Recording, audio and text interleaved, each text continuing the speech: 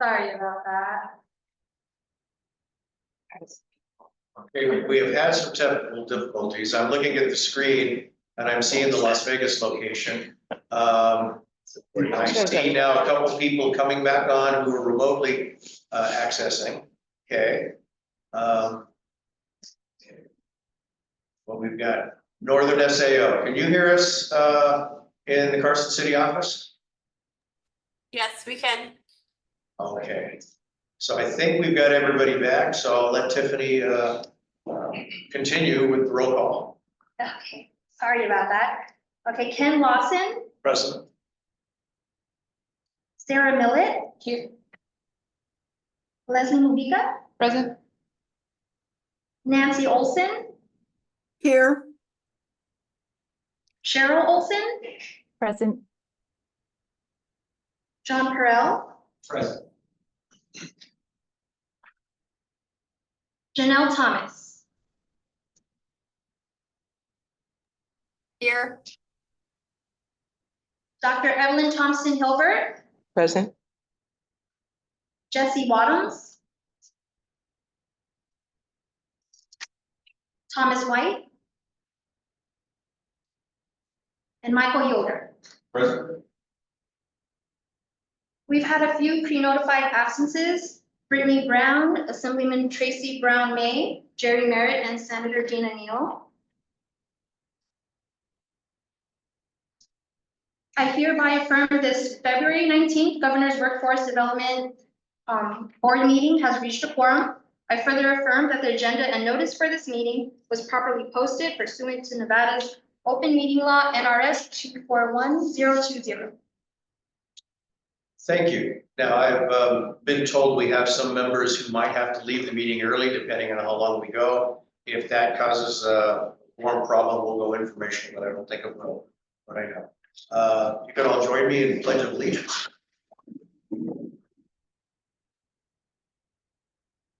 I pledge allegiance to the flag of the United States of America and to the republic for which it stands, one nation, under God, indivisible, with liberty and justice for all. Before we go into the first public comments, I wanted to introduce to everybody Tiffany Vasquez is our new liaison. She's been very helpful. As I understand it, you work in Marshall's office, Yes. but you do come from us, from Dieter. You all have gotten emails from her. So she's been great about coordinating, getting things to me in Marshall when we need that. And so welcome. And again, thank you already for everything that you've done. This is the first public comment section. Members of the public are invited to comment and address the board. No action may be taken on the matter during that public comments section until the matter itself has been included on an agenda as an item for possible action and properly noticed pursuant to the Nevada Administrative Procedure Act. Are there any members of the public in Las Vegas who would like to address the board? Hearing none, are there any members of the public present in Carson City who would like to address the board? Hearing none, are there any members of the public who have access to us remotely who would like to address the board? Okay, hearing none, we'll move to agenda number 5. We have minutes of our December 18th meeting. Does anybody have any changes to those minutes or corrections? I'm going to make a motion for approval. Susan Ryder. We have a motion to approve. Is there a second? Leslie Mujica, second. We have a second. Thank you. All in favor, say aye. Aye. Those opposed? The motion passes. We have some new members today. And as the way that terms go, we continually have new members. I consider myself a new member. But the question I've gotten since I've been here is, what is the school? And I think how we need to view ourselves. And you may have different ideas, and I'd love to hear those, either at the meeting or individually. Well, we're an advisory board. We don't approve any budget. We don't mandate anybody what to do. We're an advisory board. Our job is to take this input from the community, from employer groups, from the public sector, bring that input all together to advise the government, public policy holders, and the workforce system itself. Clearly, the nice thing that I found since I've been back, since my term at Dieter, is the workforce system's working really well. A lot better than when I was in charge. I have to admit, the people who are running things are doing a great job. What we need to do is help them and get the word out, so people know the good things that are happening in the workforce system, including right behind us, right behind this wall. A lot of great things are happening for individuals who need training and for employers who need trained people. So our job, our biggest part of the job, is to figure out how we can help the workforce system get the word out. We're not here to reinvent the wheel. We're here to create more volume. That being said, we have these meetings, and I'm going to try to make them as informational to us as possible. I find people on the workforce board aren't really sure of what's going on out there in the workforce. We've had a lot of change. Some of these things operate in silos, and we need to know about it. So there'll be presentations today, 2 presentations that will be very informative to teach us all what's going on out there. We have an executive committee and 3 subcommittees. We have a lot of vacancies on that. And so right now we have a child care subcommittee that has produced a very detailed and impressive report. And it's going to be working on updating that report with the latest information.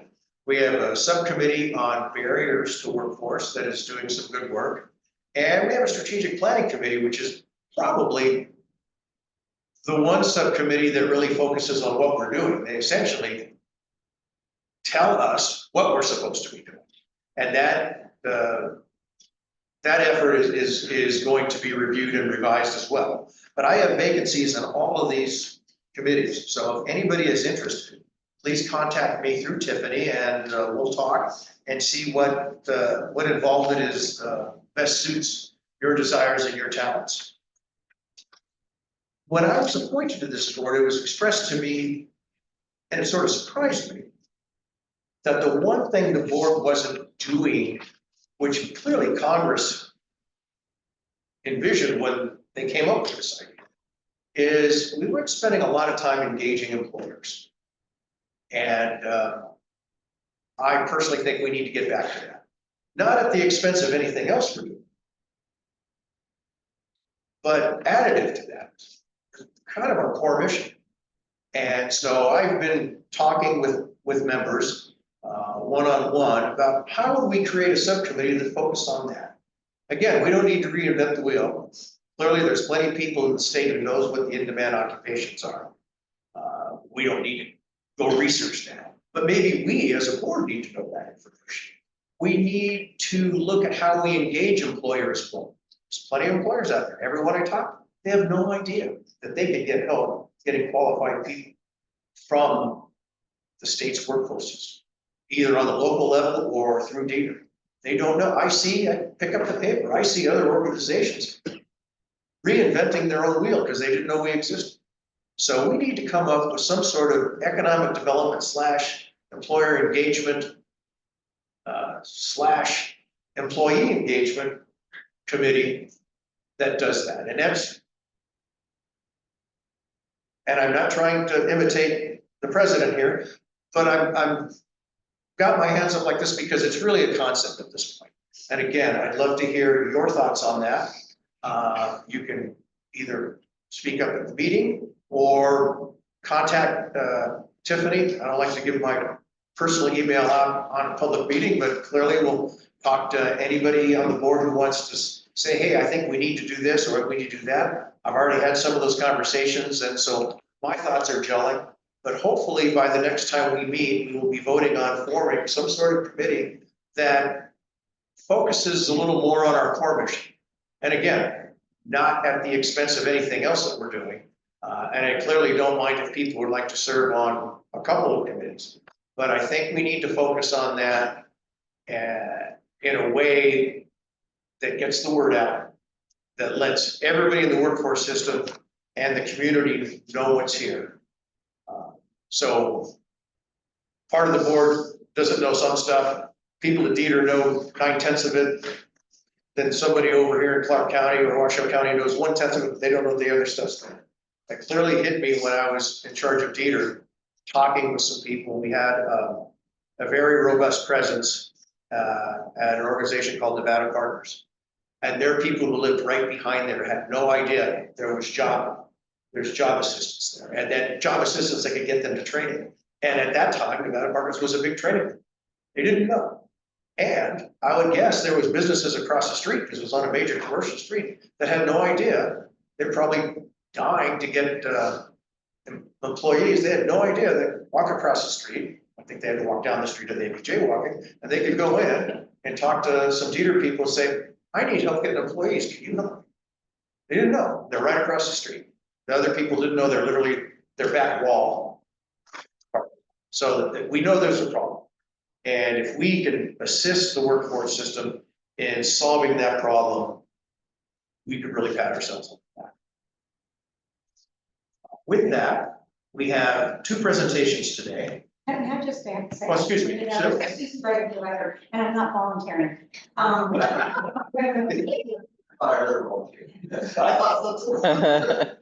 the, and I've been on here for, I don't know, maybe 4 years, I think, longer. Or maybe this number, but anyway, have you ever, and maybe some of yourself or others, gone to all the chambers and just did a 10-minute presentation? As they have a lot of workforce people there? I'm not sure this board is it.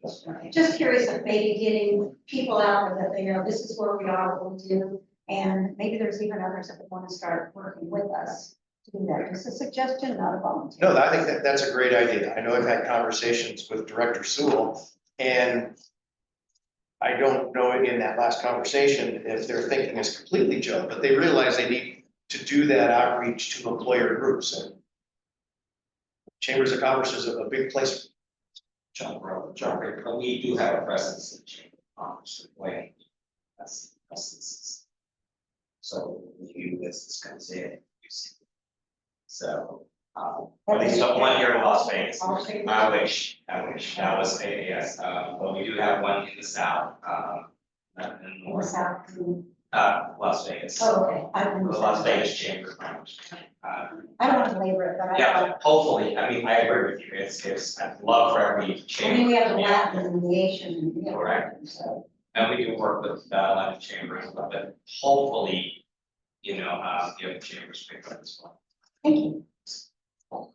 And just to give an example of that, I read in the paper yesterday that the Las Vegas Chamber of Commerce is starting up their own workforce. I read that article, I went, isn't that what Dieter and the two local boards do?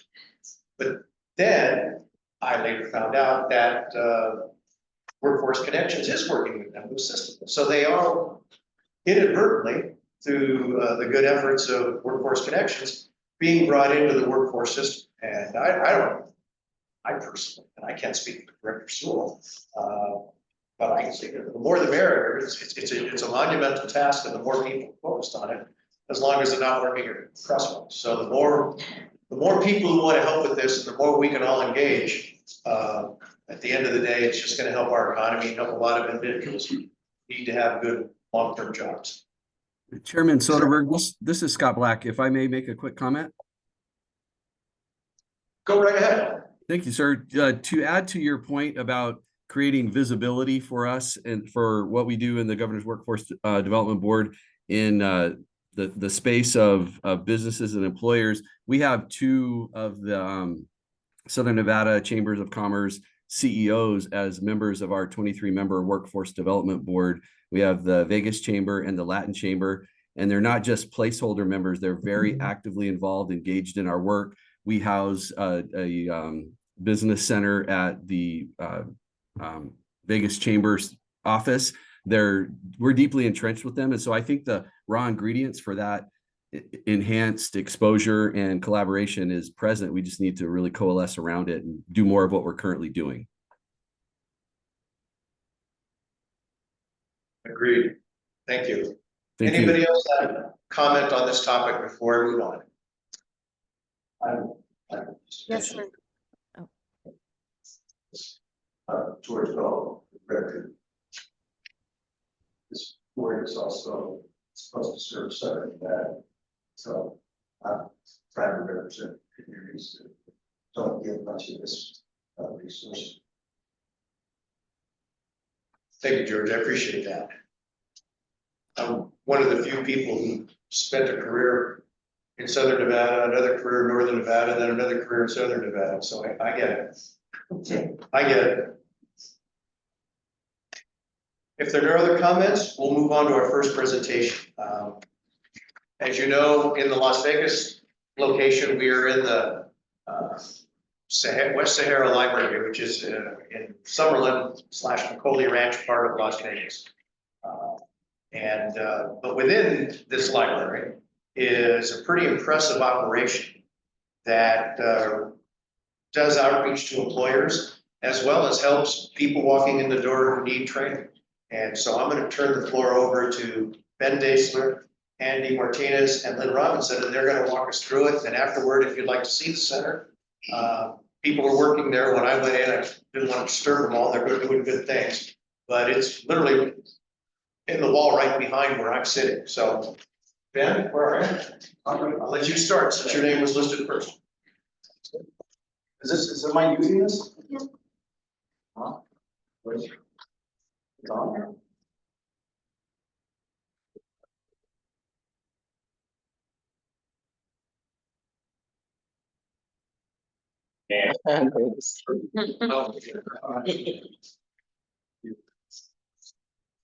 Everybody go? Good, okay. All right, so good afternoon. My name is Ben Dasker. I'm the chief of workforce operations for Deere. And I'm going to talk briefly about the Employee NV brand, which is what we are, what the public workforce system is in Southern, or not Southern Nevada, in the state of Nevada. So I'm going to talk about that, just try to give you some understanding of what the Employee NV brand is, and then I'm going to turn it over to Andy Martinez, who's the manager of our career hub in Henry, and he's going to talk about the services that are provided in career hubs. And then I'm going to turn it over to Lynn Robinson, who's the manager of business services for Southern Nevada. And she's going to talk about the work that's done in business hubs. But she's our host today. This is the location where her office is. So it's a really nice location. All right. So the question is, what is Employee NV? Has anyone seen an Employee NV? Have you seen this logo around? People understand what it is? Okay. So it's the simplest answer is it's the customer and business facing brand of the public workforce in Southern Nevada. So prior to 2022, workforce services were provided under the brand of organizations that provide them. So in 2022, around August, I believe, Workforce Connections, Nevada Works, and Deere got together and decided that it's best to eliminate brand confusion with the public workforce system if we all branded. Oh, my fancy slide went away. That's not the Did brand. I hit the wrong button? What happened? There's. Another employee entity, branded under one brand. So in addition to online services that are provided through our website, the employeeNV.gov brand, all of our American job centers, we rebranded under Employee NV Career Hubs, or where people go to look for jobs. Employee NV Business Hubs, like the one you're in right now, provide services to businesses. Employee NV Business and Career Hubs, these are locations usually in our rural communities that have both options on one site because, staffing levels that are smaller areas. And then we also brand all the youth services under Employee NV Youth Hubs. So do we have any questions on the branding and how that works? Does that make sense? Do people think that's better? This is a better model, I think, than providing it all under different organizations. I think this is really taken off. So Andy, you ready? Andy's gonna talk about the services that are provided in these locations. Right.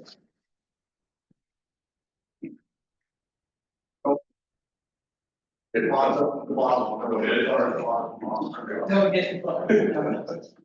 All right, well, good afternoon, my name is Andy Martinez, and I am the office manager for the Henderson Employer Meeting Career Hub. And I'm here to talk to you about some of the services and things that we offer there. I know that some people are very familiar with us and some are not as familiar with us. And like always, there's always new things coming up, and for us, it is difficult sometimes to communicate those things, and let people know what's going on, as it has been in the past.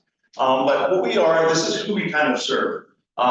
Basically, we serve everyone that can come in, but technically, if you break it down, it's the adult, youth, and dislocated workers, and that's, we owe it Title I, adult education, Title II, Wagner Pfizer, and that's actually our labor exchange. And the labor exchange that's through, what is now WIOA, was Wagner Pfizer became WIOA, which is the Workforce Investment Opportunity Act. But labor exchange is this, it's how we connect people, the job seekers, to the employers and all the services that goes through, like listing of jobs, career counseling, job search assistance, all those things to help people get connected to jobs. But that's through the Wagner Pfizer. We do voc rehabilitation, and those are located within our office as well, and that's Title IV. And we do SNAP and TANF and other support services in our offices as well. And then we connect with the businesses. And that's something that's done through the career hubs as well as through the business hub.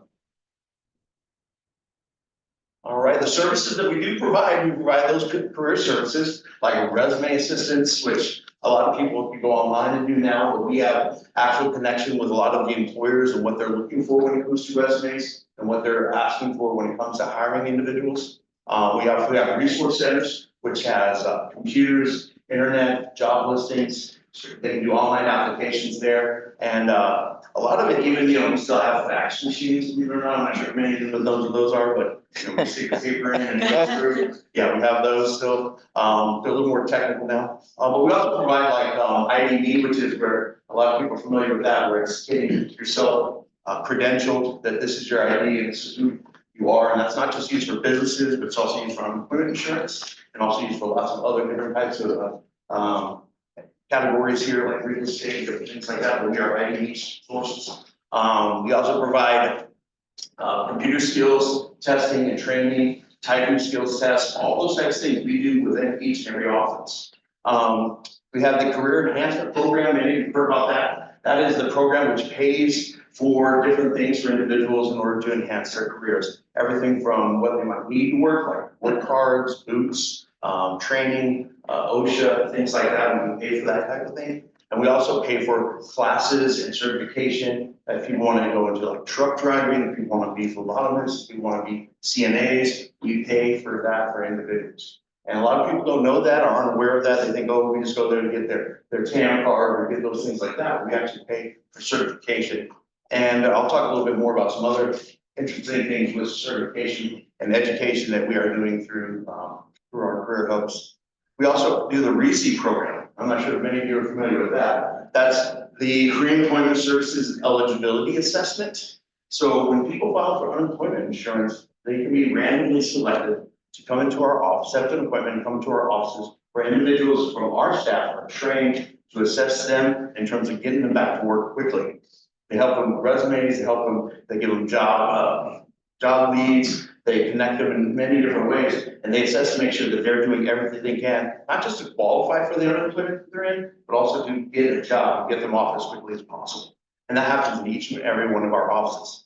And even recently, a lot of our offices that are outside in other like rural areas, they started becoming involved in that as we started to do this virtually. So many of our rural offices, because they might not have the population, the unemployment population, they assist with it from our larger metro areas that are doing that virtually, which is kind of neat. We have priority services for veterans, and we have veterans representatives in each of our offices, helping and assisting not all veterans and also disabled veterans. And then we have voc rehab services within our offices, which I mentioned. Any questions about any of that? No? All right. all our locations. And we have roughly over 30 locations throughout the state of Nevada. And what we've done is, we don't just have these offices or these buildings like that, but we started to cohabitate inside of each of the libraries, smaller libraries everywhere, and we provide these services within all these different locations. A couple ones I want to point out real quickly are, if you look there, we have the Casa Grande Correctional Facility or Correctional Center. That's the very first American Job Center. That's what we are, an American Job Center, located inside a correctional facility in the nation. So that's interesting because that's never happened before, but here we are able to help those individuals that are in these correctional facilities to come out and work part of the workforce. Another one there, I'll point that up. We have our Sparks location, which is coming up for our teens and youth as well. But as you can see, we are all over the place providing services. All right, these are the hub locations where we have, these are our actual offices: Carson City, Elko, Eli, Fallon, Fernley, Winnemucca. And coming soon, we're gonna have Sparks as well. Now they're currently working on that, and after that. So some things you might not have known, even recently, at the last October, our hours have changed to some of the main offices. We are now open from 7 a.m. to 6 p.m. We changed our staff, gave them different schedules so that they would be able to accommodate individuals before the work time, technically, like before school, or coming in, before they go to work, or then being open later so that we can assist individuals also after work. If they're coming in after work, or for work, or for jobs, to get these services. So we do that, but from 7 a.m. to 6 p.m. Monday through Friday. All right, a couple of things I just want to mention. One of our locations for our youth hubs was Movement Fitness. That you might have seen that there and said, what exactly is that? Well, that's the first career youth hub that's located within a private business.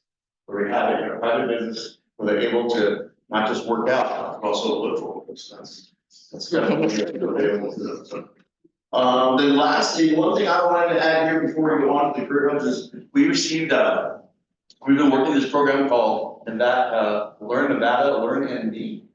What that is that we are working through Coursera. I'm not sure if any of you are familiar with Coursera. If who here is familiar with Coursera? Online learning platform that we have. It was done through, you might have heard of the Google certification, and they were utilizing Coursera. But Coursera is an international online organization that has a learning platform that is incredible, from higher education to certification to small learning modules, things like that. And the state of Nevada has procured over 16,000 licenses, and they're all able to be utilized by citizens living in Nevada at no cost. I'm not supposed to say free because free makes it sound like it's cheap, at no cost. Well, it did cost us, but at no cost, we're able to sign up anybody living within the state of Nevada for any type of courses, certification. It's not just, do these. And we have not just the public utilizing it, we also have higher education, Nevada State College, and UNLV is utilizing it as well. We have our different team centers utilizing it, and then we have some businesses that have been starting utilizing it as well, so that they can go. Oh, got a question? Andy, this is Scott Black from North Las Vegas. I just have one comment, if I may. Through you, Mr. Chair. Go right ahead. Oh, thank you. So if you look at the slide that he put up that shows all of those locations throughout our community and in the rural communities, one thing that I think is worth mentioning is not only are those ideal locations because that's where people, job seekers, and employers congregate and have easy access to these services, but also it's important to note that the cost, like for instance, the 2 North Las Vegas libraries, the location at our city hall, and all the other libraries that are listed here, there is no cost for the rent. I didn't say free, like you said, there's no cost for the rent. And what that translates into is literally $1.1 million a year of WIOA dollars that are saved from, because these sites will be needed whether we have to pay rent or not. So they're in an ideal location at a low or no cost to the workforce environment, the workforce like Workforce Connections.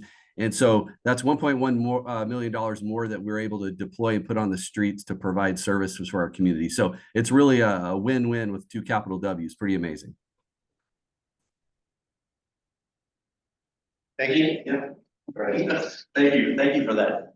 But definitely, those were all of them. But with Coursera, what I wanted to bring up about that was that anyone who wants to be, hear more about it and figure out, we are in the process right now. We have a national representative that is currently working with us who they're moving out, and so we got a new person moving in, so there's a little hiccup that we have there. But I know that like we've been working with, Mike here, even with getting people not only in unemployment or all around, but through welfare and things like that, just educating people, getting them certified. But I was going to say, before I pass it on here, is that businesses have been utilizing it as well, so that they can train their own staff, because they have training in leadership, they have training in communication, conflict resolution, things like that. And a lot of these small businesses or other businesses don't have the funding to pay an HR department to teach those things or training. They're go on and look how much training costs, but we're able to drive that to employers as well. And they can actually get their staff trained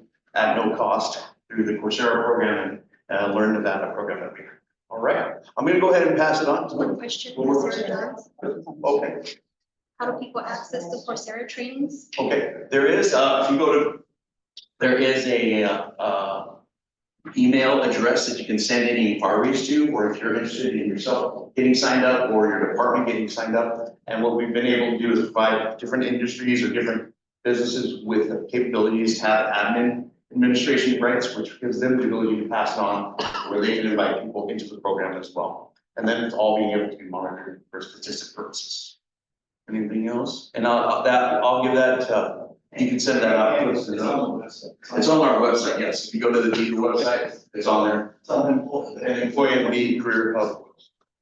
Thank you very much. This is Sarah Jones. If I may ask a follow-up question, Mr. Chair. Go right ahead. Thank you for this presentation. I'm very interested in this. My follow-up question is, in order for somebody, or I guess clarification, in order for somebody to get training via Coursera, it sounds like they need to be sponsored by a business then? Or when I say sponsored, like get access via a business? No, they can actually use that email address, send it directly to that email address. And then what we do is we have individuals that are able to answer the questions that they might have, them verify that they are Nevada residents, and then they are just invited to start taking courses. Thank you very much. And another follow-up question. I noticed on the slide about the Employee NV career hubs that it was at Southern Nevada Correctional Center. Just out of curiosity, because of my knowledge of the Washoe County Sheriff's Office, is it inside the Washoe County Jail?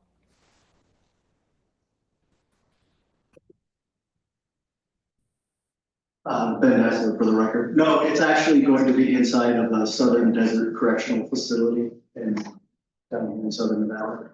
Also prisoners.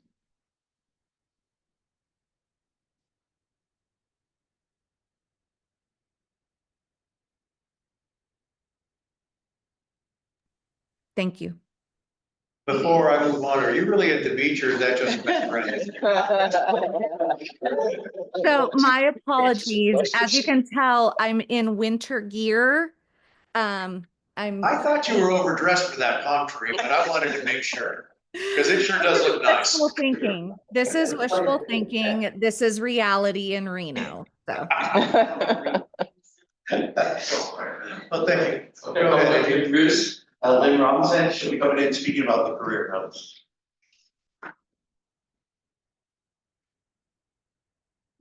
I don't think that's I just said that I was quiet, because I just say. Yeah, they need Oh, to. they get everything there. Yeah. It's being recorded. Well, good afternoon, everyone, and welcome to my home. What a beautiful library. It's where you leave to around. It's probably one of the best ones I've ever seen. And I live in a few places being in the military. So my name is Lynn Robinson, and I am the business hub manager for Teeter. For Southern Nevada, actually. The city, I believe, is on the line there. So we're going to tell you a little bit about Andy spoke about our career hub, I'm gonna tell you a little bit about the business hubs and how we work. We're gonna talk about who we are, what we do, and I'd like to share a couple of success stories with you as well. Because what we do is pretty impressive and it's something that is wonderful to be a part of on a daily basis. All right, so who we are. Employee NB Business Hubs provide strategies to our local businesses. We do that to recruit, train, hire, and retain skilled professionals. Each business, every business in Nevada is assigned a dedicated account manager. That manager provides resources and solutions for those local businesses to help them to grow. Basically, we become an extension of their HR department without all of the drama that goes along with that. The most amazing part about what Employee NB does is that it's at no cost to our businesses.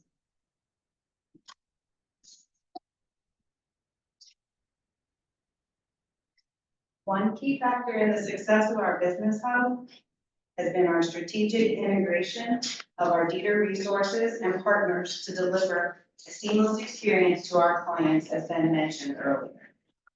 We did this by simplifying our framework for both businesses and job seekers to combine with all of our partners through Workforce Connections, placing our career hubs that Andy was speaking about, C2, Equus, and all of our other partners under one umbrella known as Employee NB. We now have one point of contact for all of our clients, whether you're a business or a job seeker, and that alleviates a lot of confusion.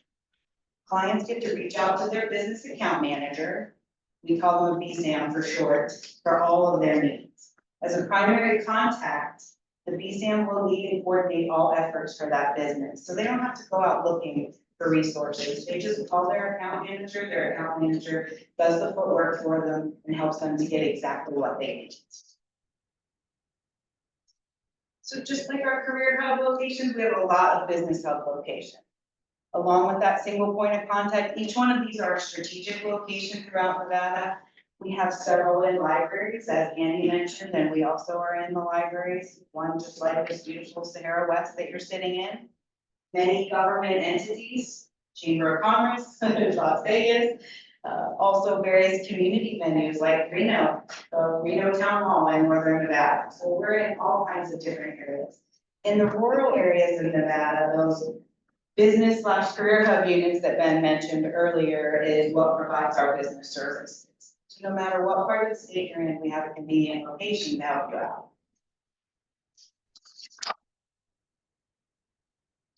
So what do? We told you we're all over the place, you can find us. What do? We have a team of account managers that partner with our local businesses across the state of Nevada, providing comprehensive services to be able to support that recruitment, hiring, training, and retention of our skilled workforce. How do we do that? We accomplish all of this because we have access to the largest database of active job seekers in Nevada. There is so much talent out there that just people don't know about. We have all those locations that I mentioned, but in addition, our BSAMs, those account managers, they do outreach to our existing employers or to new employers to bring them on board. It's an effective strategy, so much so that our account managers actually recruit upwards of 420 new employers every year. That's pretty impressive if you think about it. And that doesn't include probably the additional amount that gets brought in the northern part of the state. We provide labor market information, we provide financial incentives for hiring Nevadans. We want to keep our talent here in the state. A really great example of that is we have a rapid response program that we offer. That we serve, that this service is designed to support employers and employees that are coming up on a layoff or closure. We provide information, resources, and help to those affected workers to transition them into new employment as quickly as possible. We also offer talent recruitment with hiring events, job fairs, job postings, and then along with those job postings, our team does what we call specialized job matching. So that ensures that a candidate meets all of the requirements of the job, and are fit for the job duties. How many of you have received a resume for somebody, you know, I need to get this on my desk, right? We don't have to worry about that when you're working with one of our team, because they are going to be a fit before you ever get the resume. And that provides a much more suitable candidate for all the employers that we work with. And as I said previously, all of this is at no cost to the business, so it's fantastic. So let's talk about some of the incentives we offer. Or some of the key incentives, I should say, available for our business. This is absolutely not an exhaustive list of everything that we have. It's just a few of our more popular programs, but it provides a high-level overview of what their purpose is. Each of you has in front of you right now a folder, a blue folder. So it looks like this is ANB. So inside there, you're gonna find more information and details about these different programs. And those folders are what our account managers would take out when they do outreach to a new employer to be able to provide them with details about information about the services that we offer. So Silver State Works, or SSW, that allows Nevada employers to receive monetary incentives to hire pre-screened qualified candidates. That's that job matching and everything that I talked to you about. We're helping to make sure that we get you the right fit. Vocational rehab, it incentivizes the businesses to hire those individuals with disabilities.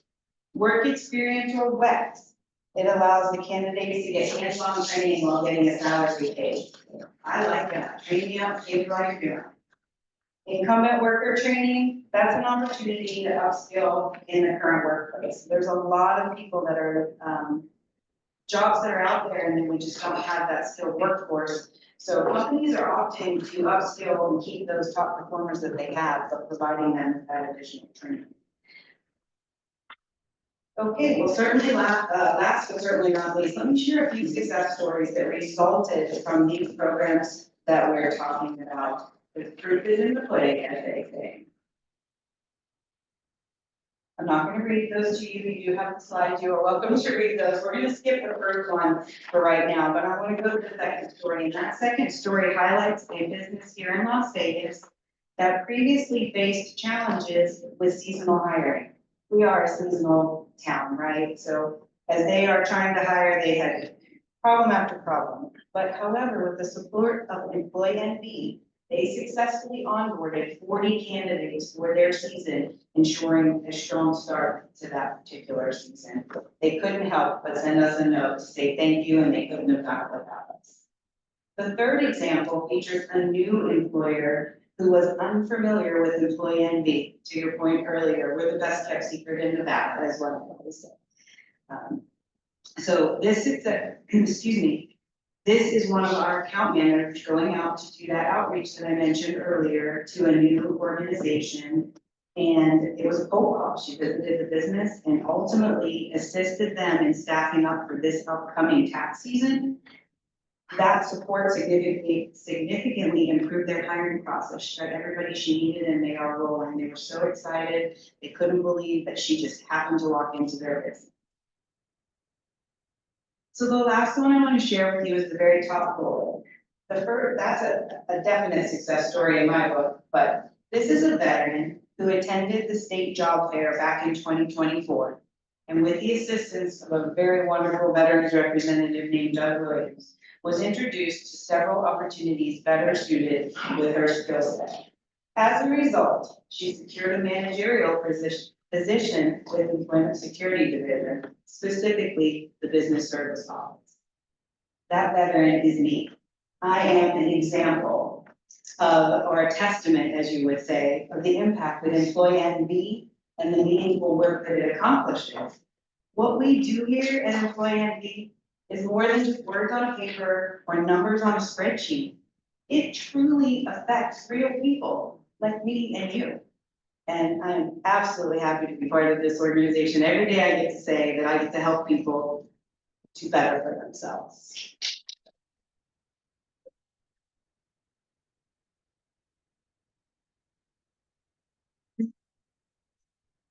Are there any questions?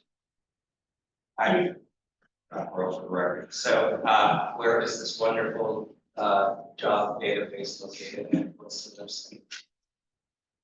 Employee.com. Or .gov. Sorry, 5 months in, folks. But I do have an email address for you for Coursera. And it is actually coursera@deer.nv.gov. It is also on the website, as Andy mentioned, but that's the one that you can go and get signed up for that as well. All right. Well, thank you, everyone. Just as an aside, when I first was appointed to run Dieter, of course, you take tours and in my mind, the offices of Dieter that weren't in the executive office were the quote unemployment offices. And this is before the great work that started happening with integration with our 2 workforce boards, the great assistance from the local, as Councilman Black has told us.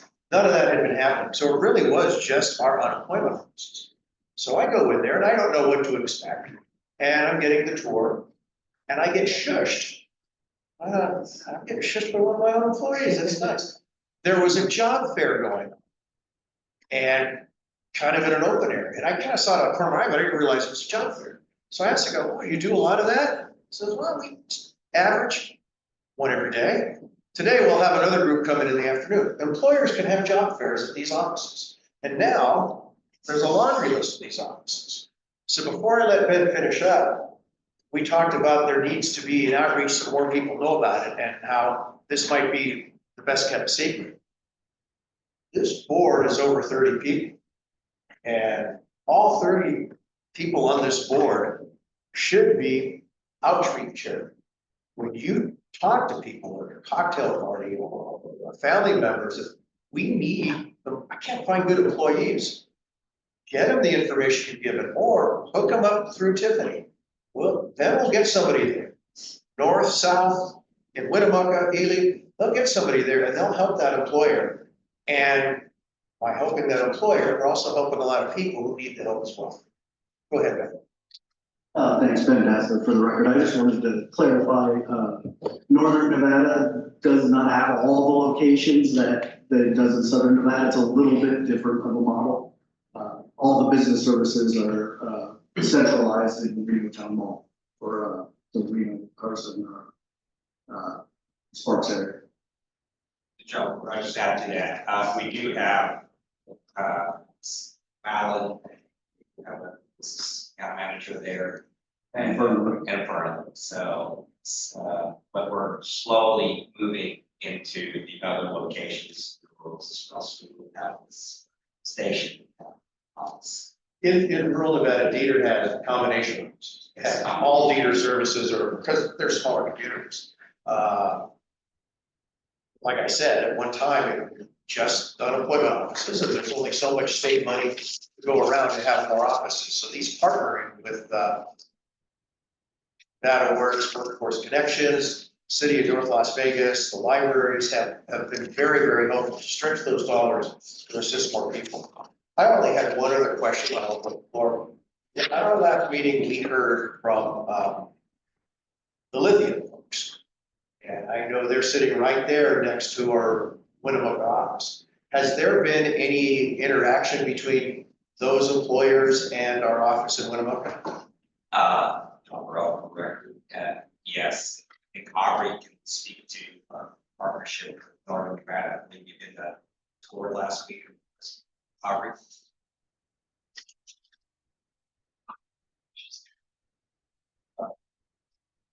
Aubrey.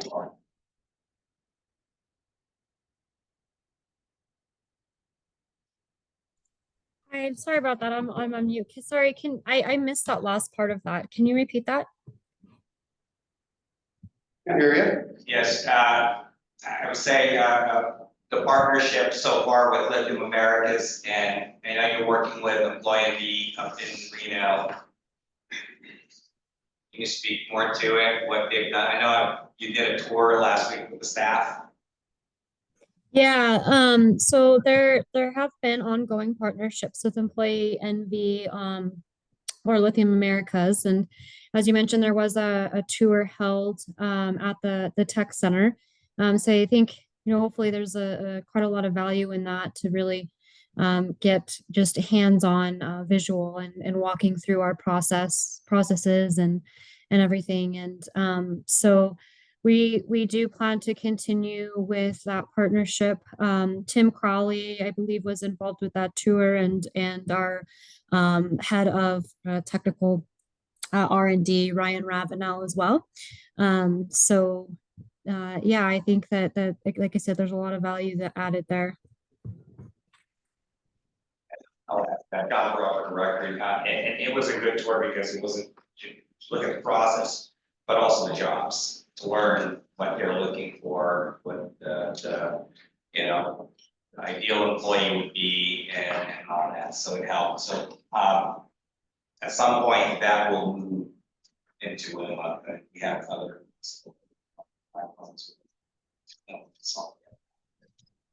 Thanks, John. There any other questions? George? All for the record, listening to this recitation. Really feeling that under these updates on these resources. Steve, we have one big company that is busing its employees out of its village. Back. Another gaming company is using digital pieces to fill out the workforce. We have a local task. But personal faithful curriculum, for the non-traditional education board. It's training people in their own practice. Workforce Connections has a virtual connection, log into the library and sit down. Either, but you can't play, what practice. Anyway, I don't know how to get all this stuff out. Steve. So, John, for the record, actually, then actually working on. Yes, so George, we actually have an account manager, or actually two, that have been coming up to the seat for the last couple months and working on getting those resources up. I will absolutely make sure she touches base with you, and if you have any insight for her, that she's working her way through the seat with the help of one of her partners here at our office to try to make sure we get the resources. She even did a job fair up there, and it wasn't 100% successful, but it's due, and they're coming, so we're working on it, and we'll be happy to partner with you if there's anything you can help us with. I'd be happy to make it. You've got it. Outreach. It happens right in front of us.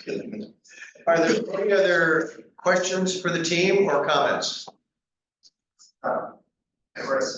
So in addition to what Employee B is doing with the America Battle Works again in conjunction, has already been working with the tribal council part also. So again, it's this partnership that's really strong, and they're also seen as the industry partner that Battle Works has. So again, I think the interesting part for people that don't know this is that if you were in workforce 3 years ago, there was a bunch of silos. And since then, what's happened is all these silos are slowly coming down. Now, this is a good thing because we need this because we don't have the resources in our state to be able to do some of the things that maybe California's doing. As George is mentioning, he'd like to see some stuff in ski. Well, we need to get dollars to be able to get to all our communities. And I think this is the ways we're doing it now is a smart way, which is starting to get out of those silos and starting to talk and work together. So I've just been a witness of it because I've been part of some of these changes and I've seen them. I'm just telling you, there's a lot of mountains and heavens being moved to make this happen. And I don't know if people appreciate that because these people didn't all talk for years, 4 years ago. They used to be like, I didn't know. And now they're getting know. So I just wanted to make that comment. Thank you. No, that's absolutely true. Is there no other comments or? Hi, just want Hay Johnson for the record. Just a testament, I've been using Employee MV as a business owner, and I'm just very grateful for it. It works extremely well. We just brought on a new hiree, and she is extraordinary. She was vetted on our behalf. So it's a lot of work that's already put into these workers that when they come, the value that they bring to the company is just so, I'm very grateful for it. And she's told her friend, and we put her through the program as well. So I just wanted to state as a testament, I'm very grateful for the program. Thank you for that. George? Just to recall, for the record, I just got a kind of oddball question. Is anybody at the state level trying to do some forward thinking about what happens if Elon Musk comes in here with bus stop? I have no idea. I'm not a state employee. I don't know. I would guess potentially any of these programs, it's somebody else. Deal with that as it comes. I guess Kevin Lader's directed, I guess the comment would be, as I understand, road emissions, fraud, waste, and abuse. I haven't heard anything talk about fraud, waste, and abuse in any of these programs, so I would be very we do fraud, waste, and abuse. If there is fraud, waste, and abuse, I would be concerned.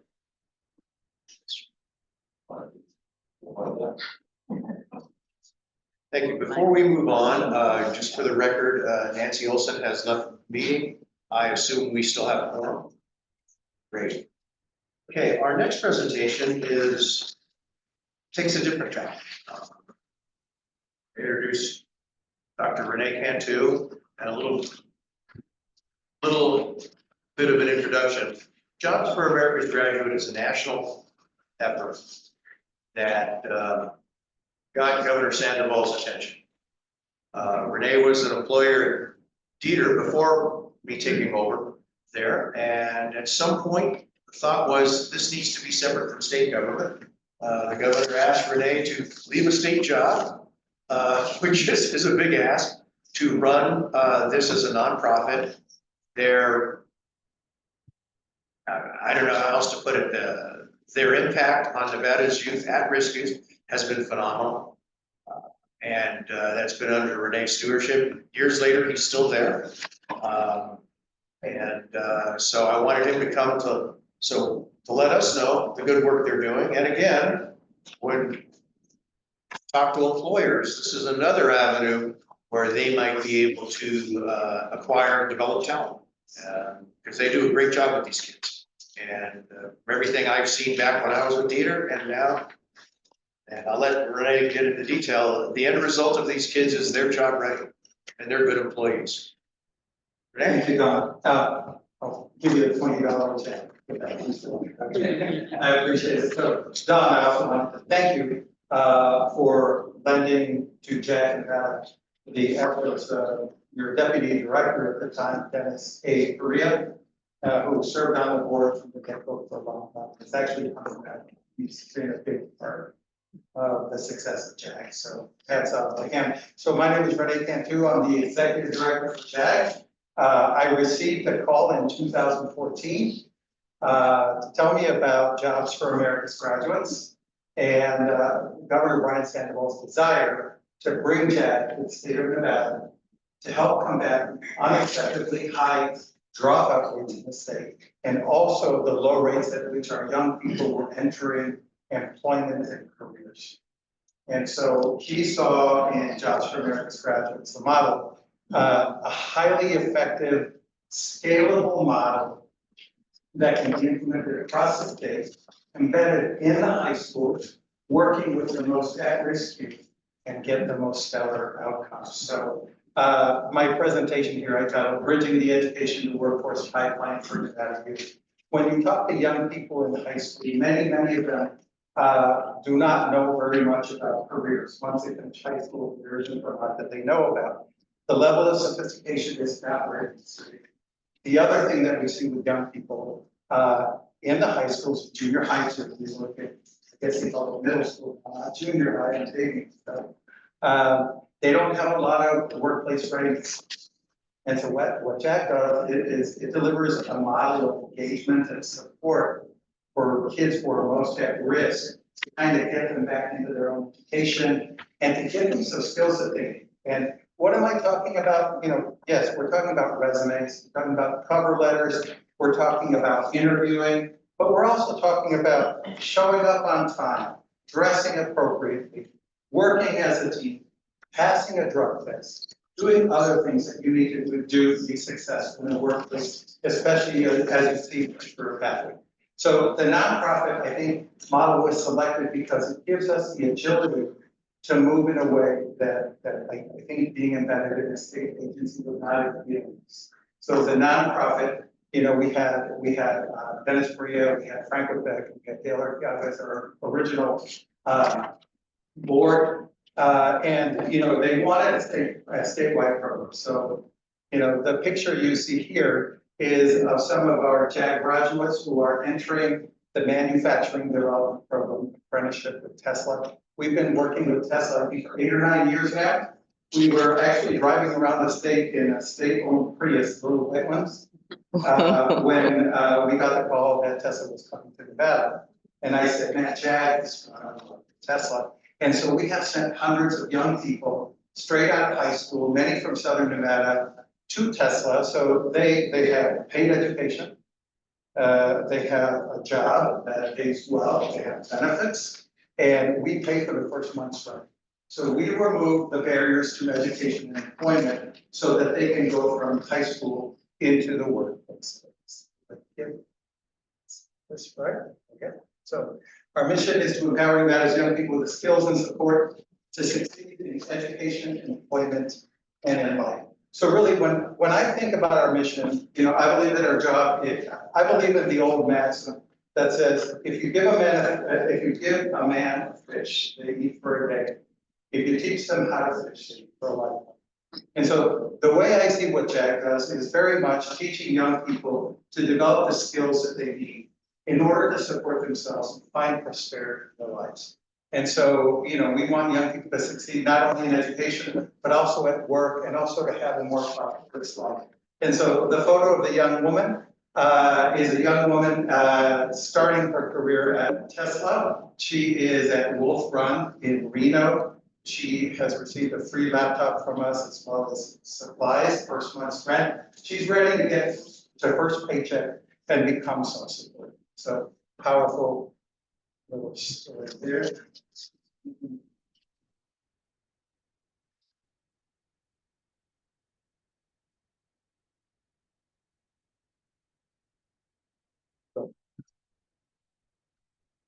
Renee, Evelyn Thompson. Oh, there it goes. Okay. Renee, I have a quick question. Yes, ma'am. What job did she get, or what kind of jobs are they getting coming? They're called production associates. It's an entry-level job at Tesla.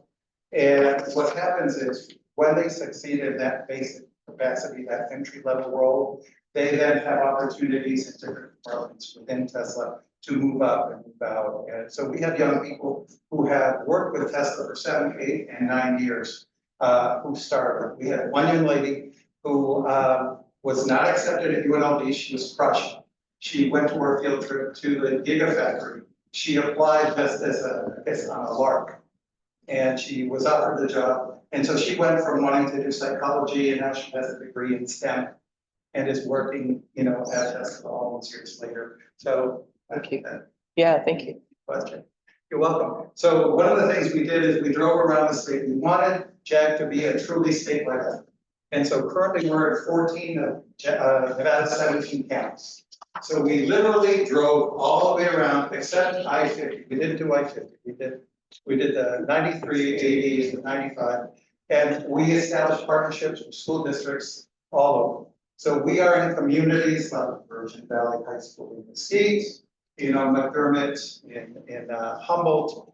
We're in West Wendover, Elko. So we're serving some of the highest need communities. We're in tribal communities. The point is that we wanted JAG to be truly statewide and to reach the kids who are most in need and who need help. So we have 52 programs embedded in 43 high schools. So our program is embedded in the high school. Our staff reports there, you know, they get 1, 2, or 3 FTE, report at the high school full-time. They teach the work readiness, they provide case management, they provide other services to remove barriers to education and employment, to get to diploma, if they're credit deficient, to become credit proficient, diploma, and then move on to career pathway. So we define success in many different ways. It could be college or university. It could be military enlistment. That's a big win. Or it could be entry into the apprentice trades. That's an area where we keep wanting to do more and more. have partnerships with many businesses, and we're trying to establish partnerships more and more with trade unions, trade organizations, businesses, to make that transition more success looks a lot of different ways. This is the point. So let's see. So it's a little bit. I can't even read that, and it doesn't read that. So moving on to the next one. So truly statewide. So one of the biggest challenges facing Nevada's long-term economic expansion is the lack of college and career readiness for adults and K-12 students. So, you know, one of the things that we've learned from working with young people is, you know, I call it, you know, basically a lack of career leaders, like I mentioned before. They may have kind of a general sense, you know, they may write down, you know, hey, I want to be a barber, I want to be a bartender, I want to be a heart surgeon, but they don't know how to get to those things. Like they don't know what they need to do. And a lot of what JAG does is provide that support one-on-one. Every student gets 130 hours of contact per year to help them. And we target young people who are, how shall we say, the highest absenteeism, low GPAs, mild to moderate disciplinary issues. And we deliver a program where they feel that sense of care, community, where they re-engage, and you go from having a youngster that is considered trouble to a youngster who is just, you know, doing amazing things and contributing to their school and to their community. And you see a bunch of them right there, just beautiful young people who are doing this work, or who are doing, you know, this improvement in life. I included this chart. Work readiness and career literacy are vital to overcome poverty. So as you look at this chart, the longer a young person lives in some form of poverty, the much more likely they are to not work, to have low income, poor employment, involvement, you know, with, you know, incarceration or public dependence and other things. And if you are a member of a minority group, you're much more likely to suffer these at a much higher level. So this is just kind of an illustration that shows how important it is to reach, you know, it's an ounce of prevention is worth a pound of cure. You want to reach young people early so that we can help them turn around, you know, before it becomes harder. You know, once you go further in your life, it's harder to turn around, you know, and so that's what we do. We're turnaround artists. We work with young people so that they go. I see. So the top barriers that we have identified for our JAG students are things like economic disadvantage, right? There's low income. So when you're economically disadvantaged, you have lack of access to college and career information. You know, the less money you make, the less likely you are to learn about college and career. They have higher student loan debt burdens for low income young people. They have high school dropout that is almost 4 times higher than their peers. It creates depression, stress, and lowers academic outcomes. These are many of the problems that come with being a student from a lower income background. Lower career self-efficacy and lower to no career aspiration. So it's important to target this population. Many of our students have inadequate to no work experience. So employment uncertainty and limitations are part of the result when you don't have any work experience. So it's harder to find a job. There are fewer economic resources to help them in their job search. And there's less information about how to find work. These are some of the challenges when you have little to no work experience or knowledge. And with regard to lacking marketable occupational skills, almost all of our young people lack marketable occupational skills in high school. Sadly, that is a sad statement, but they're not ready for work when they finish high school. So such as being coachable, you know, having resiliency, collaboration, empathy, problem solving, collaboration. So a lot of the things that JAG teaches incorporates the JAG model, which includes things like trauma-informed care, project-based learning, and employer engagement. Those are the 3 top ingredients that we utilize. And finally, a lot of our kids, especially in the rural communities, lack transportation to work. And so it's very important to help them resolve those issues to at least get them to a point of self-sufficiency and to reach them early. I think that's what we focus on. So this is the group of our young people from Western, JAG Western, and they have taken their program to whole new heights. As you can see, this is one of their I guess, professional dress days. They're all dressed up. They're just wonderful examples. And when you talk to their specialists and you talk to the students individually, many of them come from very difficult circumstances. And, you know, through the JAG, without the JAG program, they would not be on track to graduate, would not graduate. Our JAG specialist there, kind of an anecdote, had a young woman who was apparently dealing drugs in bed, right? And so he learns about this, he calls her over, it's like, hey, I want to talk to you. Gets her in the JAG program. In her senior year, she is president of JAG. I think she's been a police officer now 5, 6 years. Wow. So that's a huge turnaround. A troubled young person, you know, who could have gone, you know, that's the thing, you're at a crossroads, you can go so many different directions. And with a little bit of intervention, structure, and support that JAG can provide, you can turn young people around. And so this works. So the JAG model, there are 10 model components to the model itself that we implement. The important thing to know is that there is looking at number 6, there is a career association.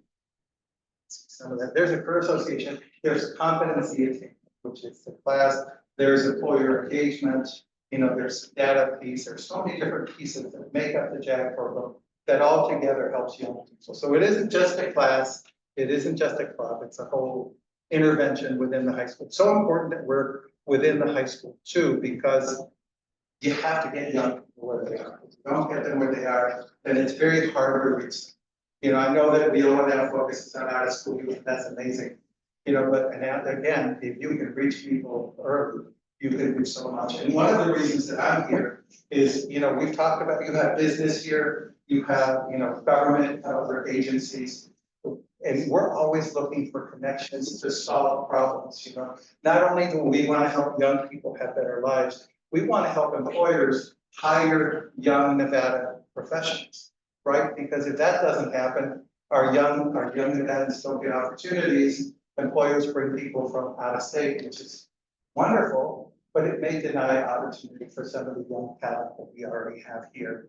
So why does JAG exist? Too many kids fall through the cracks as we go after. So we're part of the, I guess they call it Opportunity Youth Coalition. So these former students quickly join the ranks of disconnected or opportunity youth.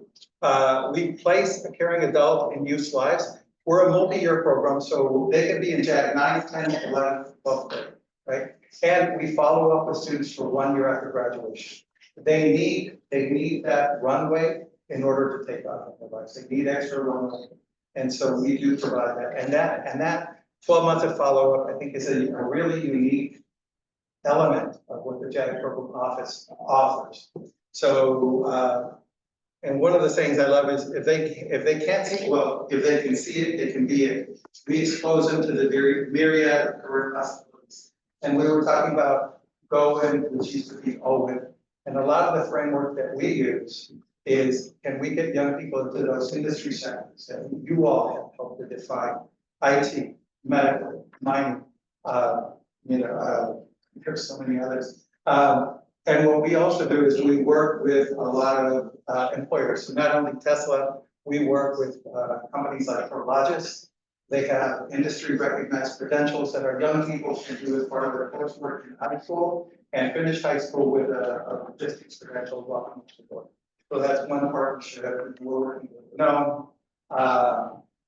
We work with the Culinary Training Academy. We're always just trying to find, you know, those different pathways. And it is such a complex system, right? There's so many different entry points that you know, we're even using AI now.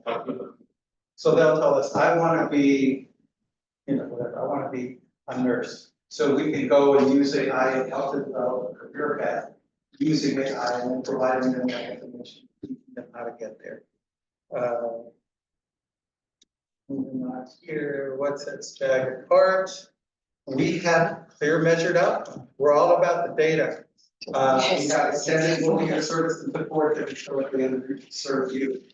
Extended follow-up after graduation, we talked about.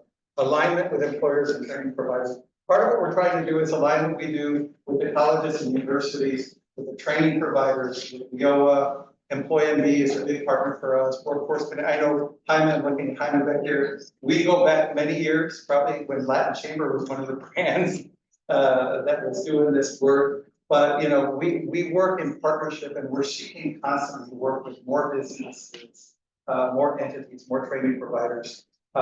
Everything I hear here, I want to connect our young people to. So I'm hoping that we can do that. We teach transferable employment skills, exposure in classroom and out to employers. So not only do we bring employers into the classroom, we also get young people out to the worksite kind of thing. And finally, coaching, case management support. These are a lot of the things we do. This next slide. There it goes. Okay, so here is, I'll just go really quickly over our data. And I'm going to focus on the blue box up there. If I can find it. So bottom line, Jack, it's results. As a nonprofit, we must get results, we must have outcomes. You know, so a nonprofit is a business whose profit is the good that we do for lives.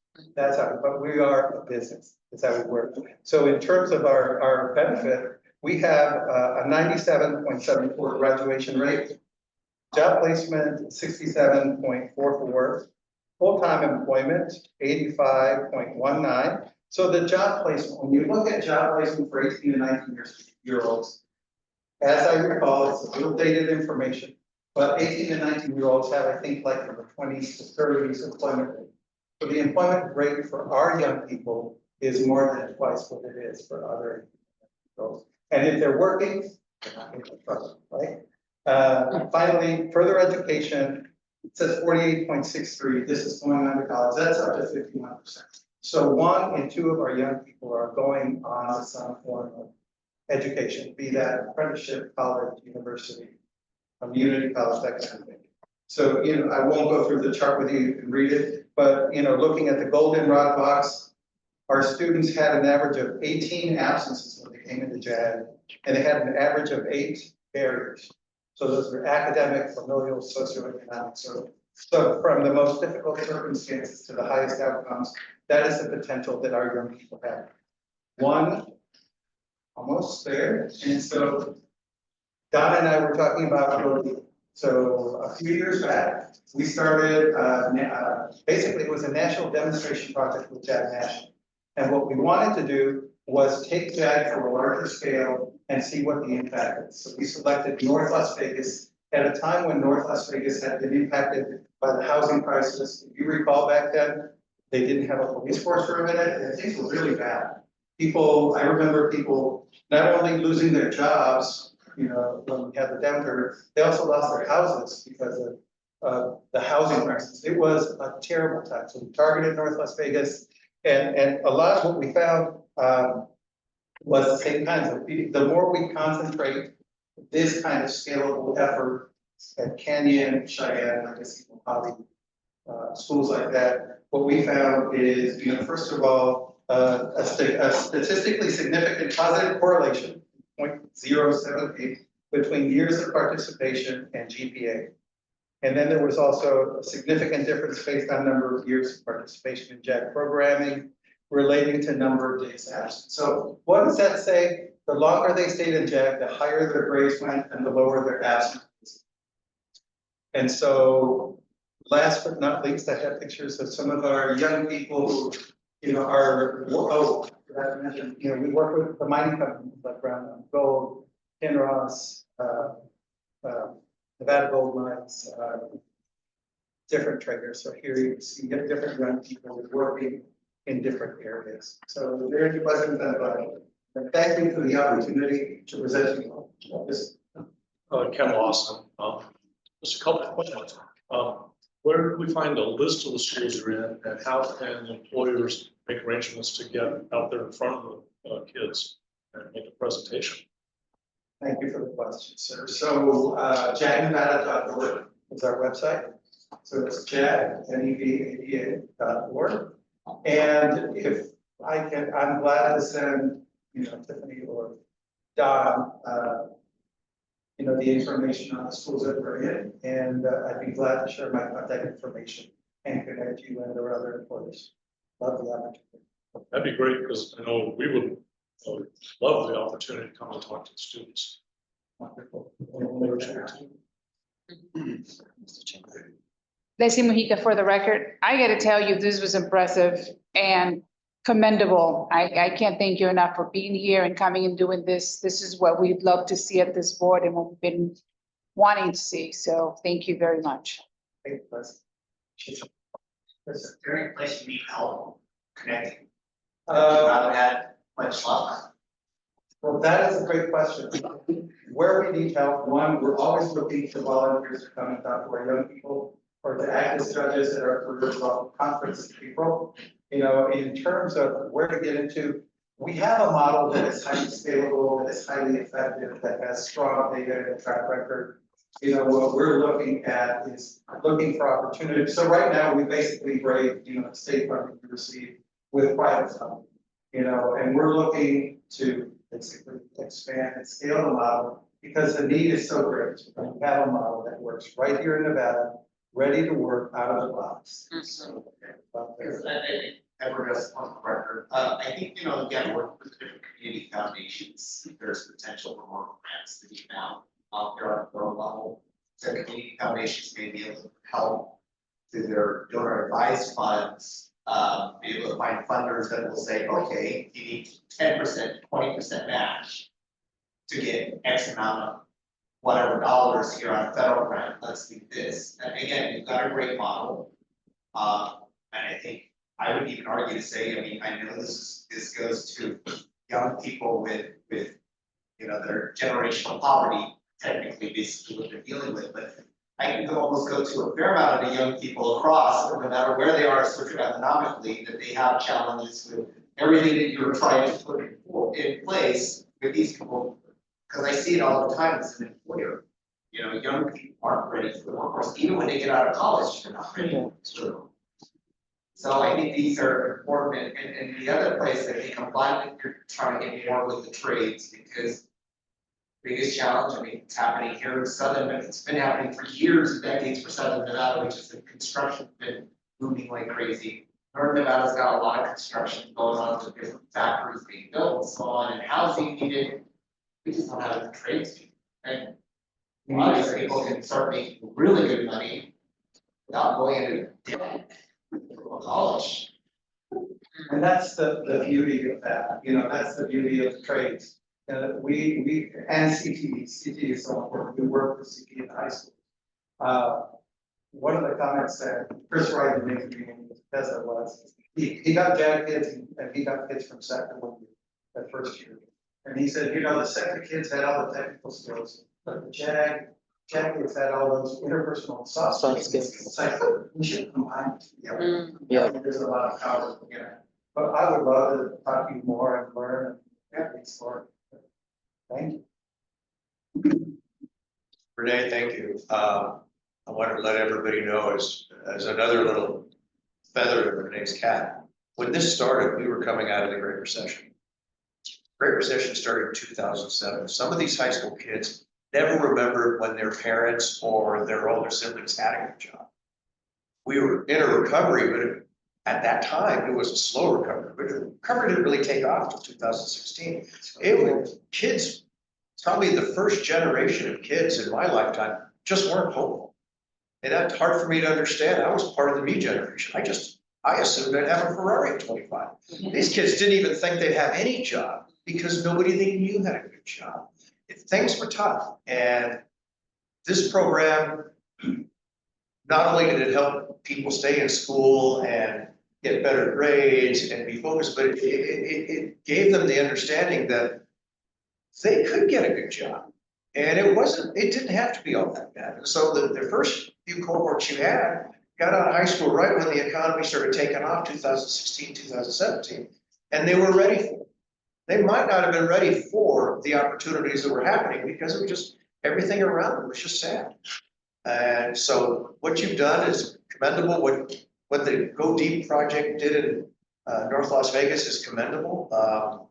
And so I'd say, one, keep doing the good work. Two, Everybody, yeah, if you have no employers who need good young entry level people who want to be trained and like Tesla's doing, of course, that's a large scale, we understand that, but a lot of people, I know a lot of employers, they need somebody in the warehouse, but boy, they'd really like them to get their CDL. And these are the type of people that can do that, and you can reach them through contacting JAG at their website. Thank you, Don, and I'd be open to anybody contact, glad to connect, partner. Thank you very much.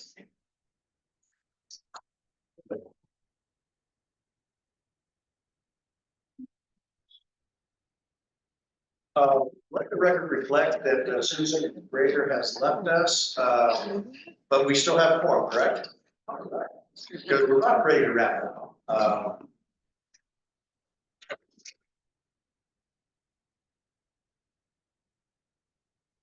We'll just move, we really have already talked, we're tired of hearing me talk.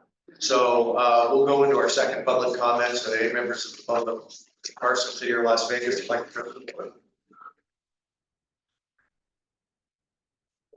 Sorry. Oh, okay, yeah. Start here, thanks. Comes with age. Is there any member of the public online who would like to address the board?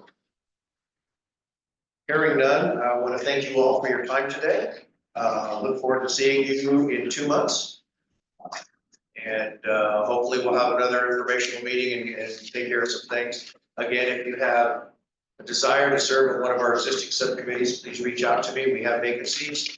And if you have ideas on a subcommittee that's focused on employer engagement and economic development, please reach out to me. Really would like to hear your thoughts on that. I've talked to a couple of members and that's really helped me take something from a sky high concept to closer to something that we can make use of. With that, I'd entertain a motion to adjourn. That's for records. Second. I have a motion and a second. All in favor, say aye. Aye. Thank you again.